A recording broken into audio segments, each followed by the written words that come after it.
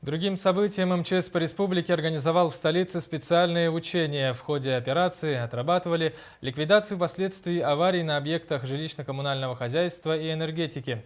Каков был сценарий учений и достигли ли специалисты поставленных задач, разбирался Виталий Абрамов.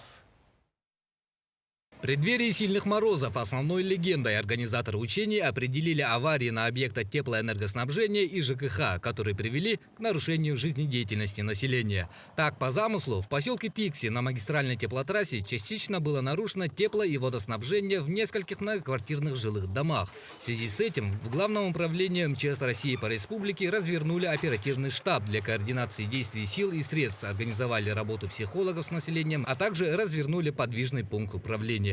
В случае ухудшения обстановки пункты временного размещения населения находились в состоянии полной готовности принять людей. Кроме того, проверке подверглась степень готовности единой государственной системы предупреждения и ликвидации ЧС. На переправе Хатасы-Павла столкнулись два автомобиля, есть пострадавшие. В результате ДТП 5 пострадавших. На место аварии за считанные минуты прибыли спасатели и медики.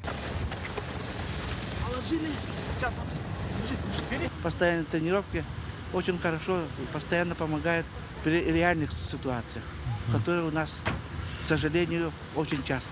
В результате грамотного взаимодействия спасателей и медиков были спасены 5 человек. Из них 3 получили ранения средней тяжести. У одного перелом нижней конечности, а у пассажира Нивы сотрясение мозга. По анализу оперативные службы показали слаженность действий, и данная ситуация по тренировке была удачно ликвидирована. Подобные тренировки проводятся регулярно и позволяют проверить готовность якутской территориальной подсистемы РСЧС к реагированию в условиях реальных происшествий.